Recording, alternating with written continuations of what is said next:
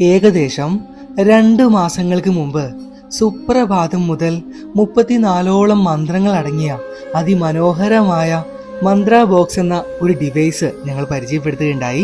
കുറച്ച് മാത്രമേ ഞങ്ങൾ എടുത്തു വെച്ചിരുന്നുള്ളൂ. ഇപ്പോൾ പുതിയ സ്റ്റോക്ക് വന്നിരിക്കുകയാണ്. 54ഓളം മന്ത്രങ്ങളാണ് ഇത്തവണ അടങ്ങിയിട്ടുള്ളത്.